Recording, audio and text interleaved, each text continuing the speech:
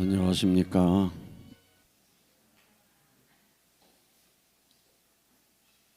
오늘 가평교회 예배 오신 여러분 진심으로 환영합니다.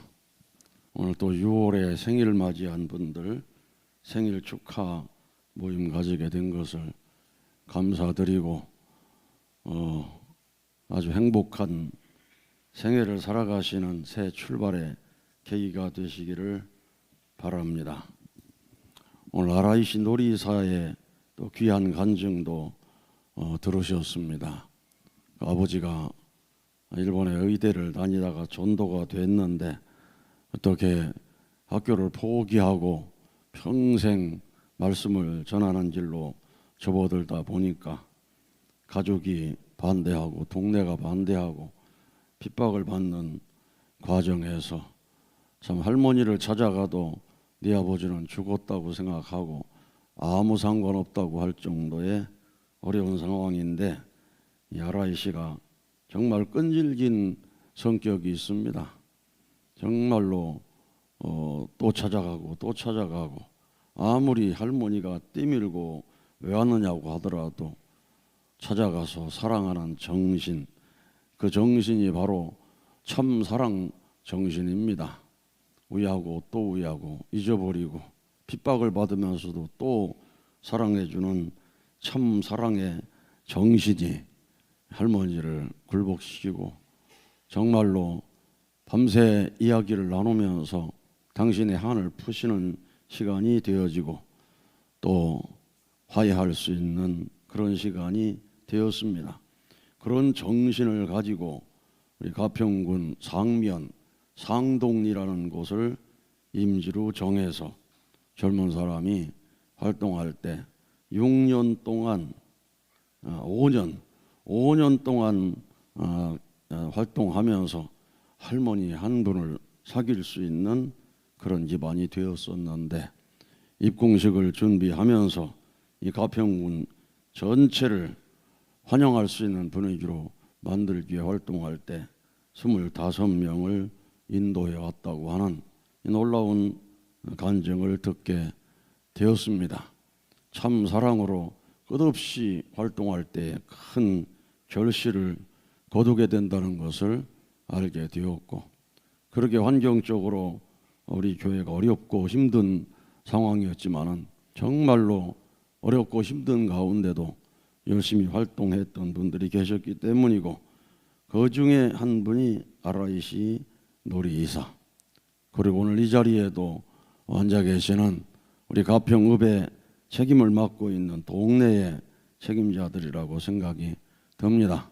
정말 어렵고 힘든 가운데 승리하신 여러분께 감사를 드리고 지금 우리 교회가 많은 핍박을 받고 있습니다만은 그래도 가평군의 지도자들과 가평 군민들만은 우리를 대하는 마음이 변함없이 여전하다는 것을 생각할 때 정말 감사한 마음을 금할 수가 없습니다. 여러분 모두가 다 승리하셨다고 저는 생각이 듭니다. 아주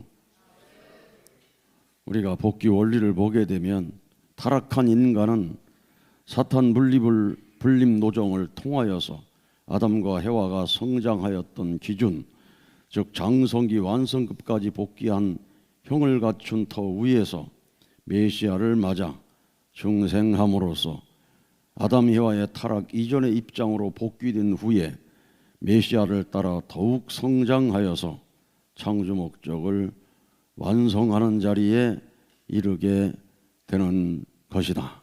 이와 같이 복귀 섭리는 창조 목적을 다시 찾아 이루는 재창조 섭리이기 때문에 어디까지나 원리에 의하여 섭리하지 않을 수 없는 것이다. 이것을 복귀 원리라고 한다.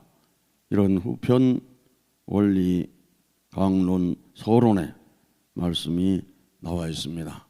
타락한 인간의 노정, 일생을 살아가고 또 살아가는 모든 노정은 사탄을 분립하기 위한 노정으로 정리를 하셨습니다. 그래서 무슨 고난을 겪든지 어떤 사정을 겪든지 이 모든 것은 사탄을 분립하기 위한 노정이다. 그래서 병들든지 환난을 당하든지 어떤 시련을 겪든지 모든 건 사탄을 분립하기 위한 노정이고, 분립한 터전 위에 메시아를 만나서 참부모를 만나서 다시 태어나서 하늘 부모님의 아들, 딸이 되는 것이 인생을 살아가는 가장 근본적인 목적이라고 설명하고 있는 것입니다. 이 사탄을 분립하려면 편안한 자리에 들 수가 없다는 것입니다. 사탄보다도 더 지긋지긋한 고통의 노정을 통과할 때 사탄이 분립되고 떨어질 수가 있다고 하는 것입니다. 그래서 섭리의 중심 인물들은 정말로 지긋지긋하게 어려운 길을 통과하셨던 분들입니다. 우리 원리 강론에 노아에 대한 설명이 있습니다. 노아는 온 땅이 하나님 앞에 패괴하여, 패괴라는 말이 어려운 말인데 돌이 사리가 어그러지고 무너진다고 하는 의미가 바로 패괴라는 뜻입니다. 돌이 사리가 어그러질 패, 무너질 괴. 그래서 패괴하여 강포가 땅에 충만한 때, 강포, 아주 완강하고 포악스러운 이 강포가 땅에 충만한 때에 부름을 받아 120년간이나 갖은 조롱과 비소를 받아가며 하나님의 명령에만 절대 순종하여 평지도 아닌 산 꼭대기에 방주를 지었다. 그 때문에 하나님은 이것을 조건 삼아 노아 가정을 중심하고 홍수 심판을 감행하실 수 있었던 것이다. 이런 노아 가정에 대한 설명도 있습니다. 이 노아 할아버지는 정말로 120년 동안 아주 끈질기고 악착 같은 섭리의 조건을 이뤄내므로 이 땅에 새로운 출발을 할 수 있는 그런 길을 여신 분이었습니다. 그렇지만 노아의 자녀가 신앙을 상속받지 못해서 10대 후손 아브라함에 이르러서 새롭게 부름을 받게 됩니다. 아브라함이 어떤 인물인가? 아브라함은 정말로 하늘을 악착같이 붙들고 승리를 향해 가시는 그런 분이라고 한마디로 설명할 수가 있습니다. 창세기 12장 1절에 보면 1절부터 5절에 보면 이런 내용이 있습니다. 여호와께서 아브라함에게 이르시되 너는 너의 본토 친척 아비의 집을 떠나 내가 내게 지시할 땅으로 가라. 이 아브라함이 여호와의 말씀을 쫓아갔고 롯도 그와 함께 갔으며 아브라함이 하란을 떠날 때 그의 나이 75세였더라. 아브라함이 그 아내 사레와 조카 롯과 하란에서 모은 모든 소유와 얻은 사람들을 이끌고 가나안 땅으로 가려고 떠나서 마침내 가나안 땅에 들어갔더라. 이런 기록이 나오는데 갈대아 우르에서 가나안으로 가는 거리를 요즘 학자들이 재보니까 직선 거리로 960km라고 했고 아브라함의 이동 경로를 따라가다 보면은 1500km나 되는 먼 거리였습니다. 겨울이가 명을 받을 때 너는 네가 살던 설악면을 떠나서 가평읍으로 가라. 이것도 쉽지 않은 명령일 텐데 이 아브라함은 그런 먼 길을 가게 되었습니다. 얼마나 먼 거리인가? 서울과 부산의 경부 고속도로가 몇 킬로라고 그랬습니까? 416.4킬로라고 합니다. 그러니까 경부 고속도로보다도 훨씬 먼 거리인데 지금 경부 고속도로는 그래도 거의 아주 직선과 같은 그런 모습으로 되어 있습니다만 옛날에 부산에서 서울로 가려면 얼마나 멀었겠어요. 꾸불꾸불 돌아가는 거리로 생각한다면 500km, 600km도 넘었을지도 모르는 일입니다. 그 옛날에 부산에서 서울로 과거 시험을 보러 가는데 며칠 걸렸느냐면 한 달 걸렸다고 기록이 돼 있다는 겁니다. 그러니까 집세기를 아주 잔뜩 짊어지고 가다가 자고 하면서 걸어가니까 한 달이나 걸려서 서울에 도착하는데 가는 길이 두 길이 있었대요. 추풍령 고개를 넘어가는 길이 있고 아버님 걸으셨던 문경세제를 넘어가는 길이 있는데 추풍령을 넘어가면 추풍낙엽이 된다고, 좀 가깝기는 하지만 추풍낙엽 된다고 해서 추풍령으로 안 가고 힘들지만은 문경세제로 넘어가자. 문경세제로 넘어가면 경사스러운 소식이 새처럼 비상한다 해서 힘들어도 문경세제로 갔다는 것입니다. 부산에서 서울 가는 길, 그게 먼 거리인데 아브라함은 조카를 이끌고 종을 이끌고 또 가축을 끌고 그 먼 길을 갔으니 그 명령 따라가는 길이 얼마나 어려웠겠는가. 가는 곳마다 텃새가 있어가지고 이 터를 자리 잡은 사람들이 가만뒀겠어요? 이렇게 방해하고 저렇게 방해하고. 아브라함 노정에 보면 마누라를 뺏긴 적도 두 번이나 있을 정도로 어려운 시련입니다. 사실 옛날 우리 한국도 저 어릴 때도 외갓집에 가는 길에 텃새하는 사람들이 많았어요.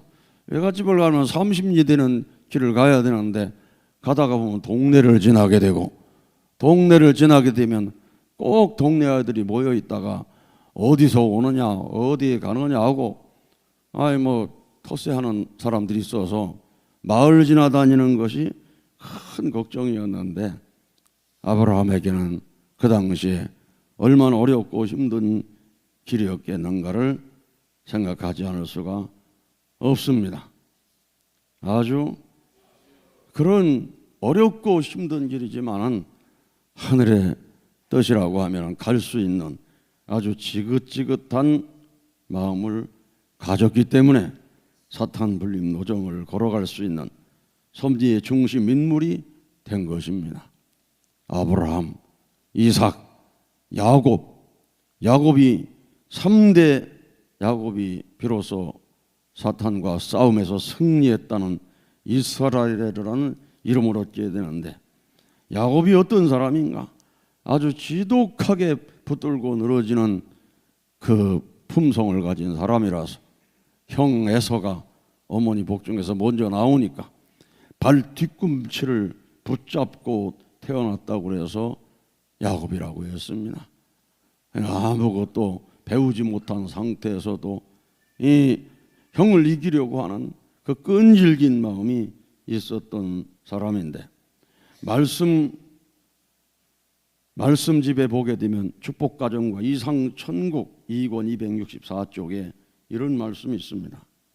야곱은 하란 땅에서 21년 동안 청춘 시절을 다 보내는 고용살이를 하면서도 그 마음 한가운데는 하나님이 약속을 이루어줄 것을 틀림없이 믿었던 것입니다. 그의 외삼촌 라반이 얼마나 속였습니까? 10번씩이나 품삯을 속임당하면서도 아무런 불평 없이 하나님이 나와 함께한다고 굳굳이 믿어나간 야곱의 신앙은 정말 훌륭합니다. 그렇기 때문에 고향에 돌아오던 중에 야복강에 이르러 천사와 씨름을 하게 되었는데 야곱은 지독하게 천사를 붙들고 늘어졌습니다. 그는 죽더라도 양보할 수 없다는 각오로 싸웠습니다.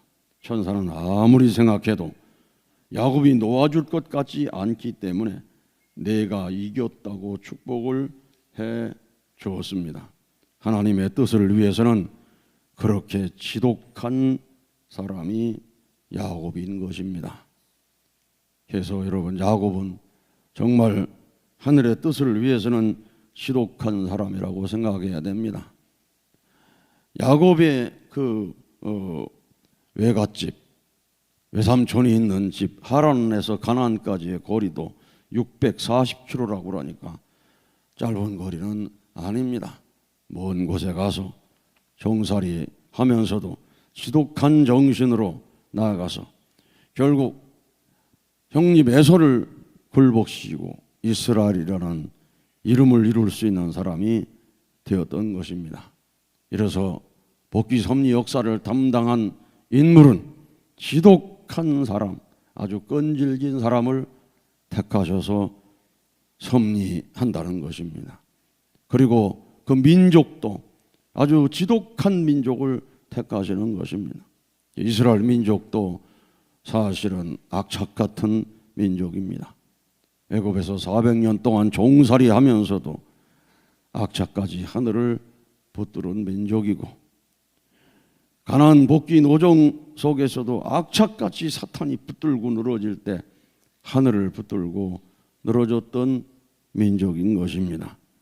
그런 가운데 현현하신 독생자 예수 그리스도 메시아가 현현을 하게 되었을 때 이스라엘 민족은 메시아를 어떻게 믿어야 될 것인가? 정말로 마음을 다해서 목숨을 다해서 악착같이 예수님을 믿고 모시고 따라야 됐던 것입니다. 괴로우나 즐거우나 산에 가나 빈들에 가나 바닷가에 가나 핍박을 받으나 악착같이 믿고 모시고 따라야 되는데, 십자가 고난길을 가게 될 때에 믿고 따르는 모습은 다 사라지고 말았습니다. 그야말로 가을에 낙엽 떨어지듯이 추풍 낙엽이 되어서 떨어져 나가게 되었습니다. 베드로도 예수님을 3번이나 불신하는 자리에 서게 되었습니다. 그렇지만 거기서 끝나지는 않았습니다. 예수님이 분명 십자가에 돌아가셨는데 부활하신 예수님이 나타나셨습니다. 신령한 모습으로 나타나셨고, 그 신령한 예수님을 만난 기독교인들 중에서는 그야말로 악착같이 예수를 믿고 모시고 따르는 역사가 벌어졌던 것입니다. 그래서 예수님에 대한 생전의 기록은 공관복음에 나와 있습니다. 마태, 마가, 누가, 요한 이 사복음서에 나와 있습니다.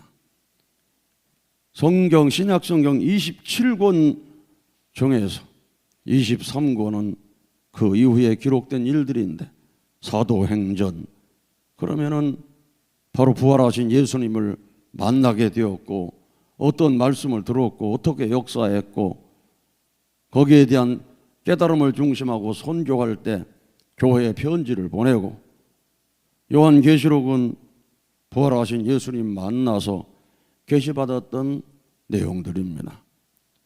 그런 계시들을 사실은 또 자세하게 이룰 수가 없었습니다. 왜냐하면 주권이 다르기 때문입니다. 하늘의 주권이 다르고 세상의 주권이 다르고, 주권이 다른 세상 앞에 하늘이 파송한 사람들에게는 자세하게 일러줄 수가 없습니다. 여러분, 예수님이 탄생하게 될 때 하늘의 별을 보고 동방 박사가 찾아오게 되었다고 했습니다. 헤로드 왕한테 알렸을 때 헤로드 왕은 가서 그 아이를 찾으면 나한테 알려주시면 내가 잘 모시겠다고 제발 그 아이를 찾게 되면 알려달라고 했습니다. 만약에 베들레헴에 가서 아기 예수를 만나고 그 내용을 헤로드 왕한테 알렸을 때 헤로드 왕이 잘 모시겠습니까? 내가 왕인데 무슨 왕이 태어났단 말인가? 잡아 죽이려 들지 않겠습니까? 하늘은 동방박사에게 계시를 내려서 그대로 헤로드 왕에게 가지 말고 집으로 돌아가라고 했습니다. 헤로드 왕이 기다려도 안 오니까 나중에 왕이 태어났다는 믿음은 있었던 모양이야. 그래서 베들레헴 인근에서 태어난 남자 아기 중에 1살 이하의 남자 아기가 있으면 다 죽여버리라는 명령을 내리고, 그 명령 이전에 요셉이 몽시를 받아가지고 애굽으로 피난 가서 예수님 목숨을 건지게 됩니다. 그래서 이 사탄 주권 세계 앞에 하늘은 비유와 상징으로밖에 가르쳐 줄 수 없는 것입니다. 그리고 비유와 상징으로 가르침받은 제자들이 생명을 걸고 기도하고 정성을 들여서 그 가르침이 무슨 의미인가 신령과 진리로 예배하지 않고는 섭리를 알 수 없고 깨달을 수 없고 섭리의 중심을 만날 수도 없는 그런 섭리로 가게 된 것입니다. 그래서 보살핌의 섭리를 했던 것입니다. 왜 성경이 비유와 상징으로 되어 있는가? 이 뜻을 알고 끝날의 성도는 정말로 머리에 기름을 바르고 기도하고 정성을 들여야만이 새로운 섭리의 중심을 만날 수가 있게 된다는 것입니다. 그래서 구하라 주실 것이요 찾으라 얻을 것이요 문을 두드리라 열릴 것이다. 그러게 했기 때문에 오늘의 기독교인들도 구름 타고 오시는 주님을 기다리고 그래서는 안 됩니다. 구약 성경에도 다니엘은 인자 같은 이가 구름 타고 온다고 예언을 해서 유대인들은 메시아를 구름 타고 올 것으로 알고 기다리고 기다렸습니다. 그런데 베들레헴에서 태어난 예수님이 하나님의 아들이라고 할 때 믿을 수가 없었습니다. 그래서 유대인들은 불신하게 됐던 것입니다. 재림 메시아도 구름 타고 오신다고 했지만은 절대 구름 타고 안 오십니다. 구름 타고 온다고 한 것은 2000년 전 세계관을 가졌던 그 상태 수준에 해당해서 그런 말씀을 비유와 상징으로 해 주셨다는 것을 우리는 알 수가 있습니다. 그래서 구름이라고 하는 것은 생명 있는 성도의 무리를 구름이라고 한다. 히브리서 12장 1절에 말씀이 있는 것입니다. 그래 결국 예수님도 부활하셔서 이 땅에 나타나서 역사하시는데 이 사도 바울이라는 사람은 본래 사울이라는 이름인데 바울로 개명해서 활동을 했습니다마는 예수님 믿는 사람을 잡아 죽이러 다니던 그런 사람이었습니다. 그런데 사도행전 9장 3절에 보면 이런 말씀이 나와 있습니다. 사울이 행하여 다메섹에 가까이 가더니 호련히 하늘로서 빛이 저를 둘러 비추는지라 땅에 엎드러져 들음에 소리 있어 가라사대 사울아 사울아 내가 어찌하여 나를 핍박하느냐 하시거늘 대답하되 주여 누이시오니까 가라사대 나는 내가 핍박하는 예수라 그 후 사흘 동안 보지 못하고 식음을 전폐하니라. 그리고 예수님은 아나니아에게 나타나서 사울에게 안수하도록 하니까 눈에서 비늘 같은 것이 벗어져 다시 보게 된지라. 일어나 세례를 받고 음식을 먹음에 다시 강건하여졌다는 성경의 말씀이 있습니다. 부활한 예수님을 만나는 놀라운 경험입니다. 그 경험 뒤에 이 사도 바울은 엄청난 시련을 당했지만 그 그리스도와의 관계를 끊을 수가 없었고 그야말로 악착같이 따라간 바로 신앙의 주인공이 되게 됩니다. 그래서 고린도 후서 11장 23절부터 보면 바울의 고난이 나옵니다. 내가 수고를 넘치도록 하고 옥에 갇히기도 더 많이 하고 매도 수없이 맞고 여러 번 죽을 뻔하였으니 유대인들에게 40에서 하나 감한 매를 5번 맞았으며 40에서 하나 감했으니까 39번 매를 맞는데 5번이나 맞았다. 유대인들에게 맞은 겁니다. 3번 태장으로 맞고 1번 돌로 맞고 3번 파선하고 배가 3번이나 파선하고 일주야를 깊은 바다에서 지냈으며 여러 번 여행하면서 강의 위험과 강도의 위험과 동족의 위험과 이방인의 위험과 신의 위험과 광야의 위험과 바다의 위험과 거짓 형제 중에 위험을 당하고 또 수고하며 애쓰고 여러 번 자지 못하고 굶주리며 목마르고 여러 번 굶고 춥고 헐벗었노라. 다메섹에서는 아레다 왕의 고관이 나를 잡으려고 다메섹 성을 지켰으나 나는 광주리를 타고 들창문으로 성벽을 내려가 그 손에서 벗어났노라.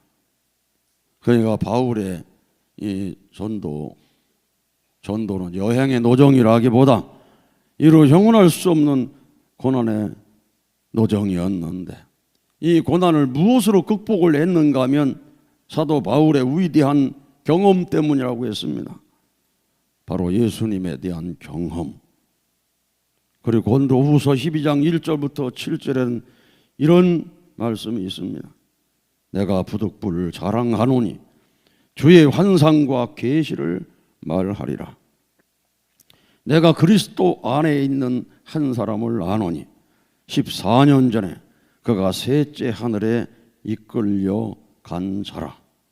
그가 몸 안에 있었는지 몸 밖에 있었는지 나는 모르거니와 하나님은 아시느니라.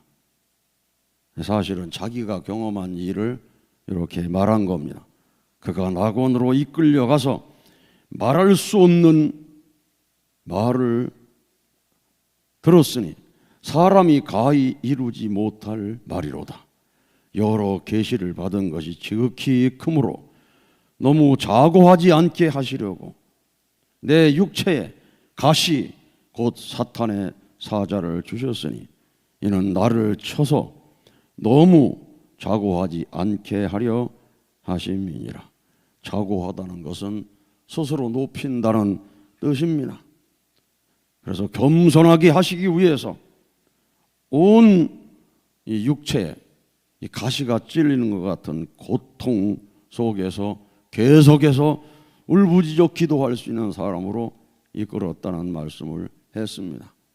이 영계에 대한 깊은 체험, 삼층천을 경험하는 놀라운 경험을 했기 때문에 사도 바울은 로마서 8장 35절에 누가 우리를 그리스도의 사랑에서 끊으리요 환난이나 곤고나 핍박이나 기근이나 적신이나 위험이나 칼이랴. 어떤 위험으로도 그 인연을 끊을 수 없다는 간증을 했고, 우리 말씀 선집 24권 325쪽에도 우리 참 부모님께서는 이런 말씀을 하셨습니다. 하나님은 어떤 분이시냐? 사랑의 하나님이십니다. 그래서 사도 바울은 그리스도 안에 있는 하나님의 사랑의 줄을 누가 끊을 것이냐라고 했습니다. 전성경 776쪽에 보면 사도 바울이 영계의 삼층천 세계를 보고 체험한 것은 그가 14년 동안 꾸준히 선교 활동을 할 수 있는 원동력이 되었습니다. 그런 체험이 있어야 됩니다. 선생님도 그와 마찬가지입니다. 선생님에게도 바라는 기준이 있습니다. 여러분에게는 말하지 않았으나 이렇게 할 것이다라는 고든 뿌리가 있습니다. 선생님은 이런 신념을 갖고 끝까지 밀고 나갈 것입니다. 이 신념이 꺾이지 않고 뭉그러지지 않는 한 어떤 시련과 풍파가 부딪혀와도 밀고 나갈 것입니다. 그런 말씀을 하셨고, 그런 정신으로 시련과 풍파를 이기고 승리의 길을 가시게 된 것입니다. 우리에게도 강조하는 말씀이 있습니다. 우리 천시몬 섭리. 천시몬 섭리가 왜 중요한가? 신앙의 뿌리가 되는 것입니다. 흔들리지 않는 신앙의 뿌리, 자기 스스로 체험해야 한다는 말씀이 있는 것입니다. 따라서 우리는 천시몬 정성을 드리면서, 천시몬 철야 정성을 드리면서 흔들리지 않는 신앙의 뿌리를 잡기 위해서 하늘 부모님을 만나고 참 부모님을 만나고 영계가 있다는 것을 확실하게 경험하고 체험하고 나가야 될 것입니다. 악착 같고 끈질긴 성격을 가진 중심을 택하시고 그런 민족을 택하셨다고 하는데, 하늘은 이스라엘 민족이 메시아를 십자가의 못박음으로 말미암아서 이스라엘 민족을 선민의 자리에서 박탈하고 새로운 선민을 찾아오셨습니다. 그 새로운 선민이 바로 한민족이라는 것입니다. 그래서 한민족 선민 대서사시 교육을 하고 있는 것입니다. 하늘은 한민족을 택하셔서 어떤 훈련을 시키셨는가? 아주 악착같이 사는 훈련을 시키신 것입니다. 아주 유난히 전쟁을 많이 치르고 기근도 많이 겪으면서 한국 사람은 악착같이 살아왔습니다. 한국 사람처럼 다양한 동식물을 먹으면서 사는 민족이 없을 것입니다.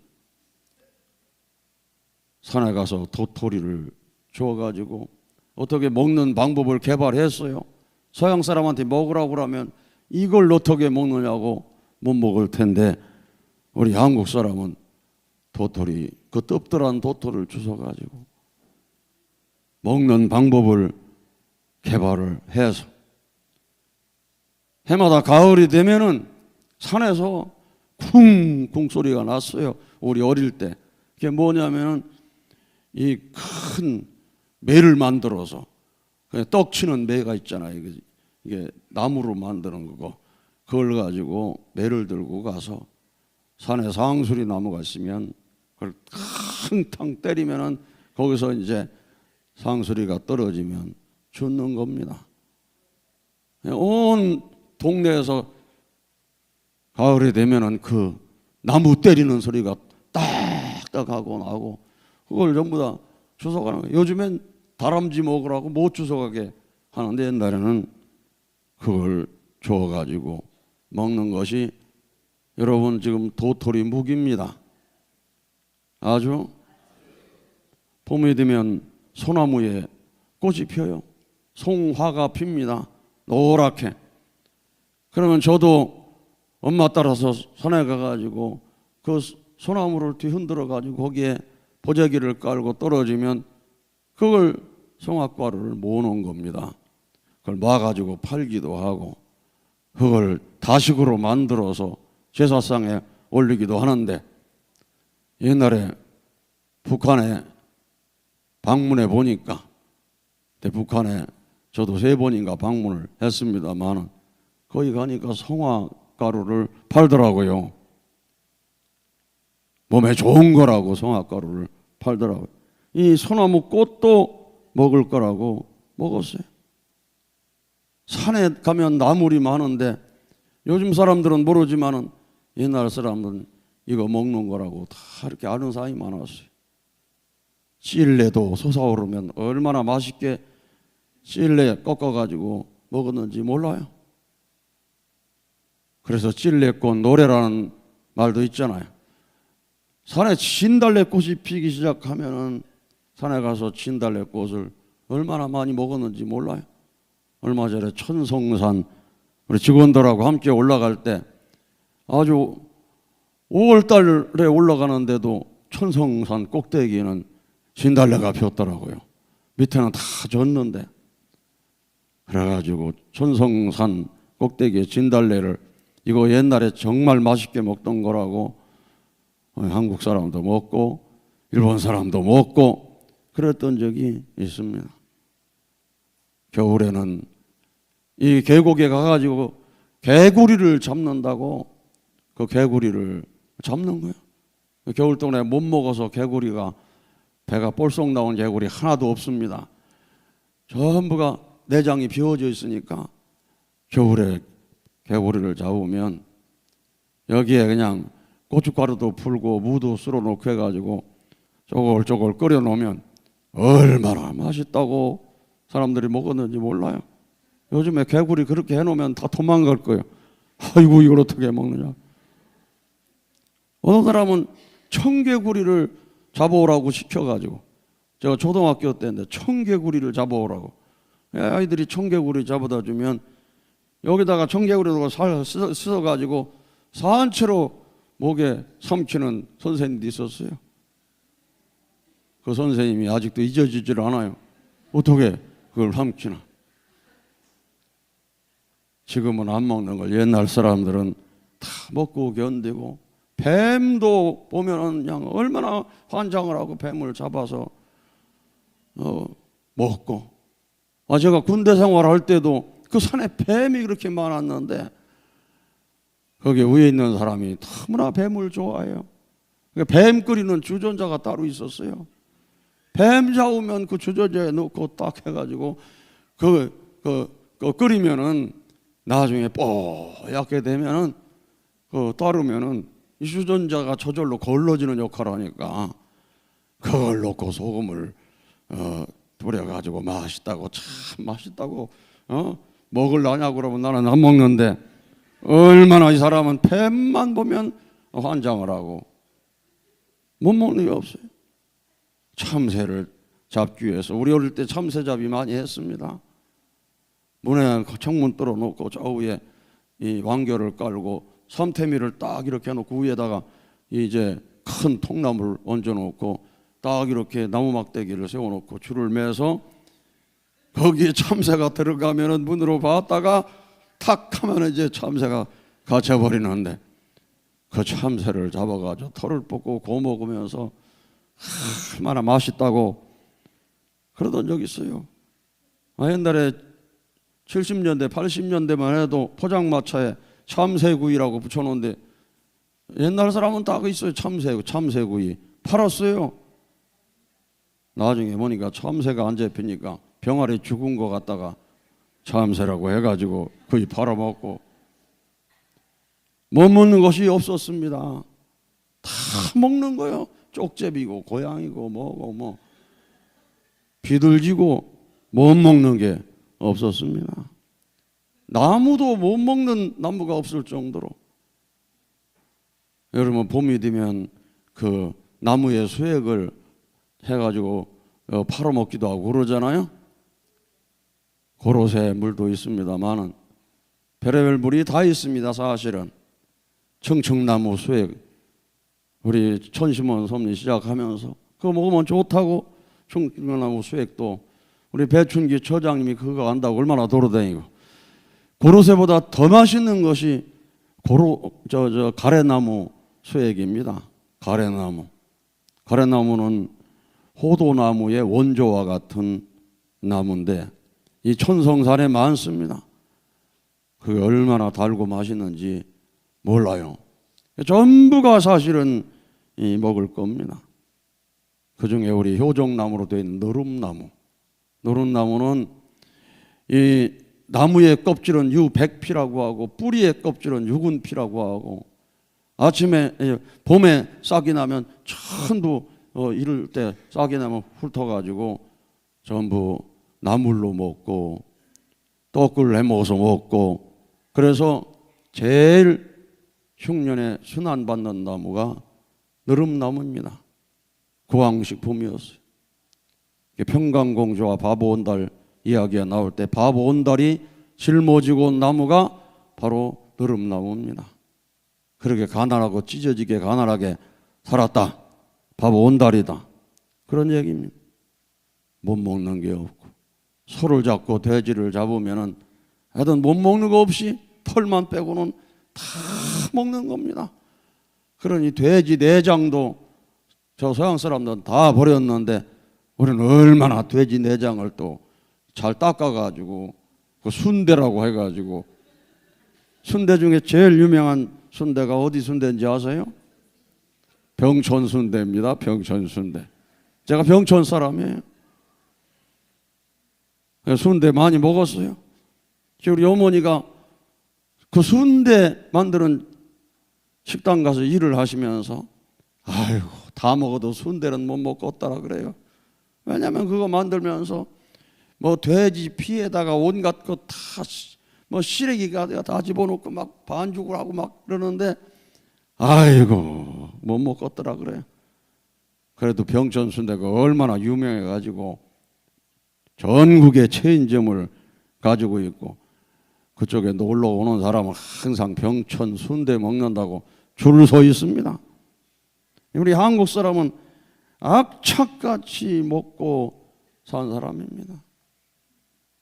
소를 잡아도 소 머리부터 시작해서 꼬리까지 그냥 얼마나 고 삶아가지고 먹고 또 먹고 먹고 또 먹고 그렇게 살아온 민족이었어요. 하늘을 붙들지 않으면 살 수 없어가지고 정말로 하늘을 붙들고 장독대에다가 아침에 정한수를 떠놓고 빌고 또 빌고 그렇게 한국 사람은 비는 민족이란 파리보다 더 많이 비는 것 같아요. 싹싹 비는 거예요. 나무를 봐도 빌고 뒷동산 넘어갈 때 뭐 큰 나무 있으면 거기다 대고 또 돌멩이 하나 갖다 놓고 빌고 빌며 살아왔던 민족입니다. 그러다 보니 우리 한국 사람은 하늘이 보호하사 살아온 민족이라고 고백을 하는 것입니다. 임진왜란 때도 12척으로 133척을 물리칠 수 있는 이순신 장군의 노정도 하늘이 도왔다는 거예요. 23전 23승을 거둔 이순신 장군의 노정에도 항상 하늘이 도왔다는 말이 나오고 유성룡 그이 쓴 임진왜란에 대한 내용이 있지 않습니까? 징비록이라는 그 책에도 하늘이 도왔다. 천찬이라는 말이 많이 나온다는 것입니다.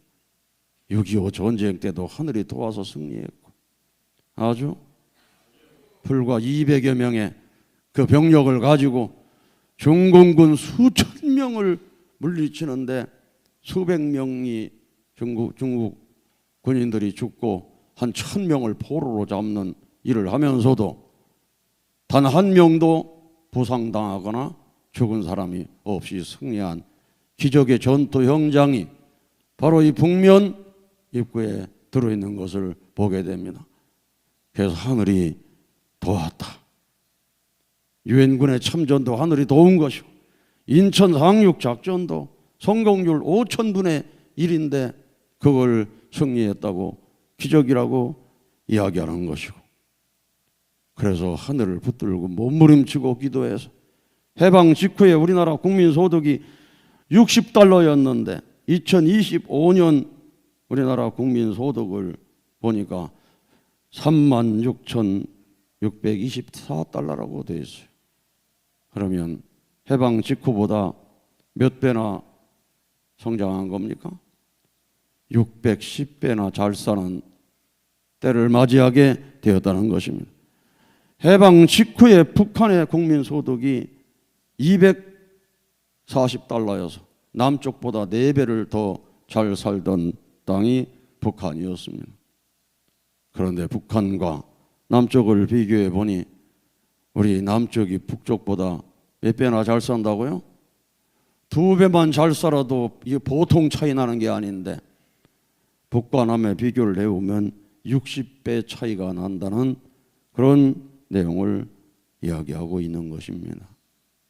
악착같이 살아온 한민족이 마지막 섭리의 때를 맞이해서 지상천국, 천상천국을 이루기 위해 이 땅에 오신 참부모님을 중심한 시대적인 혜택을 입어서 이렇게 비약적인 발전을 거두게 되었다는 것입니다. 그렇기 때문에 참부모님이 어떤 분이신가?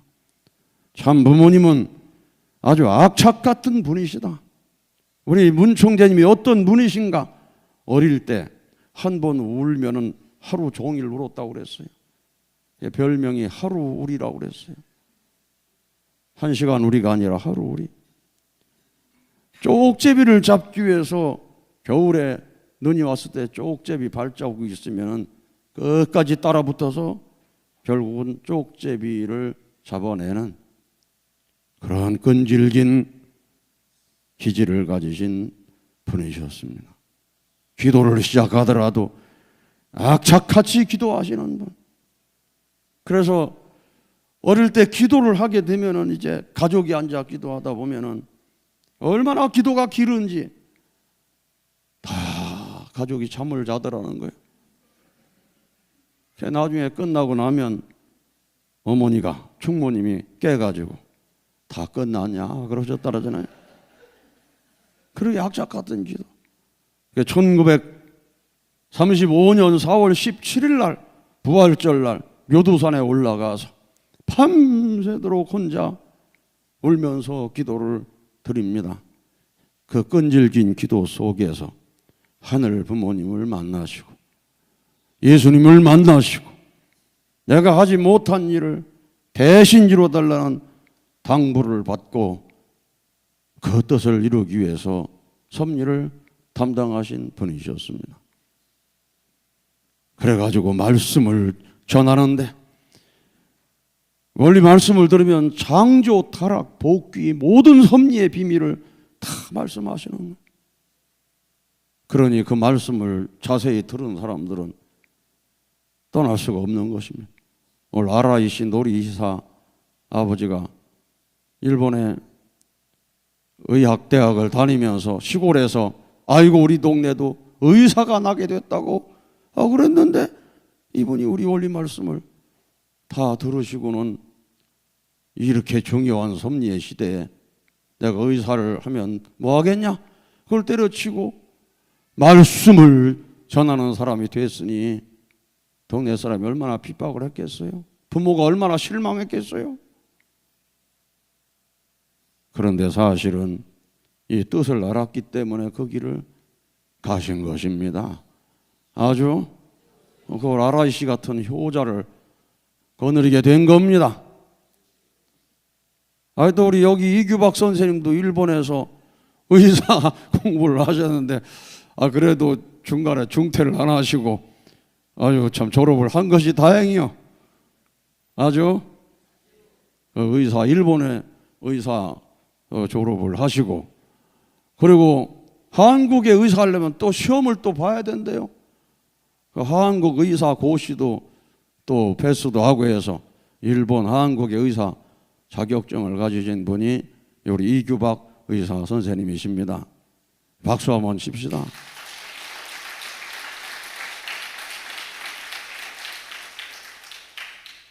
그래서 일본에서 최고의 대학을 다니고 그러신 분들이 우리 원리를 들으면서 이 길이 내가 가야 할 길이다.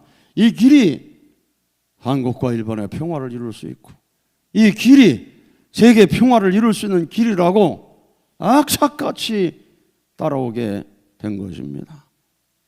그 귀한 말씀을 가르치는데 훈독회를 하면서 가르치는데 23시간 30분을 쉬지 않고 훈독하시고 가르친 기록도 남기셨습니다. 오늘 여기 진성배 박사님 말씀도 또 안 드리면 안 되겠어요. 오늘 처음 온 분도 계시니 서울대학을 다니다가 통일교 말씀을 들었어요. 말씀을 듣고 보니 이럴 수가 있나? 그래가지고 그때부터 통일교를 나오면서 얼마나 핍박을 받고 욕도 많이 먹고 그래도 변함없이 통일사상 연구를 하셔서 지금도 통일사상 연구원장으로 계십니다만은 그래도 나중에 또 출세를 했잖아요. 선문대학에서 부총장도 하시고 또 우리 통일 뭐예요? 우리 평화통일자문위원회 평통회 부위원장도 하시고 대통령이 위원장이 돼 부위원장까지 하시고 그 정도 되면 지금 목에 힘주고 교회도 안 나오고 또 이러고 있을 만도 한데 맨 앞에 나와서 이렇게 계신 거 보면은 정말로 하늘 부모님을 알기 때문에 그런 길을 가시지 세상에 붙은 부와 명예만을 추구한다면은 계시겠습니까? 지금도 밖에 나가면 우리 어머님에 대해서 온갖 걸 뒤집어 씌워가지고 비소하고 조롱하잖아요. 그러지만은 변함없이 악착같이 따르기 때문에 승리가 있는 것입니다. 아주 오늘 어머님 고난을 받으시고 계십니다. 사실은 이 모든 고난이라고 하는 것은 과거에도 보면 의로운 사람도 많은 고난을 받았습니다. 이 사도 바울이 어떤 고난을 받았는가 여러분 들었지만 다 외우지도 못하죠. 저도 읽었는데 다 못 외웠어요. 얼마나 고난 당했나 몰라요. 예수님도 독생자로 하나님의 아들로 오셔서 좋은 일을 하셨지만 하나님의 아들이라는 것 때문에 더 핍박을 받고 여호와 이름을 망령되이 일컫는 자, 안식일을 어기는 자, 율법을 폐하는 자, 마귀의 왕이니까 마귀를 명령해서 내쫓기도 하는 것이 아니냐. 마귀 왕이로다. 저 마귀 왕을 그냥 뒀다가는 이스라엘이 어떤 환난 당할지 모른다고 결국은 선동하는 사람들 때문에 십자가를 지게 된 것입니다. 그동안 우리 참 부모님께 뒤집어 씌운 여러 가지 오명이 얼마나 많습니까? 이단자, 이단의 괴수, 뭐 별의별 음란교, 혼음교, 뭔 교회가 다 써붙여 재산을 다 뺏어가는 교, 뭐 별의별 다 붙였습니다. 그리고 그 핍박하는 자들이 돌을 던지기도 하고, 저도 옛날 개척교회에서 이제 예배를 드리다 보면은 지나가는 동네 사람이 창문을 향해서 돌멩이를 던져가지고 돌이 그 예배 드리는 방으로 떨어지고, 당연하게 생각했어요. 핍박이 원체 거세가지고. 그런 핍박을 받으시면서도 오늘 어머님께서 꿋꿋하게 가시고 계시는 것입니다. 정말로 사탄과의 싸움은 지긋지긋한 싸움이지만 사탄보다 더 지긋지긋하지 않으면 사탄을 굴복시킬 수 없다는 마음을 가지고 여러분 어떤 고난이 오더라도 변함없는 사랑으로 변함없는 신앙으로 승리해 나가신다면 하늘은 나중에 10배, 100배 축복으로 보답을 해주시게 될 것입니다. 그래서 온 세상의 주권이 반대하고 온 세상의 종교가 반대하는 가운데서도 우리 교회는 한국에서 출발해서 전 세계 190여 개국에 자리를 잡은 것입니다. 일본 교회 해산됐다고, 해산 심판했다고 망하지 않습니다. 교회는 정부가 뺏어갔지만 우리 교인들은 그대로 있습니다. 더 강하게 뭉쳐 있습니다. 어제 지난주에 우리 수련이 있었습니다. 어제 수련에 우리 접수한 수련생, 주말 수련 접수한 수련생이 17,600여 명이 접수를 한 것입니다. 아주 우리는 핍박 속에 오히려 더 강해집니다. 아주 지금은 그래도 민주주의 세계이기 때문에 교회 믿는다고 잡아 죽이는 시대는 아닙니다. 여전히 소리는 지를 수가 있습니다. 여전히 큰 소리로 기도할 수는 있습니다. 우리가 소리치고 기도하고 나간다면 이 시련 속에서 우리는 더 크게 부응할 수 있다는 믿음을 가지고 희망을 가지고 전진하는 여러분 되시기를 축원합니다. 아주 감사합니다.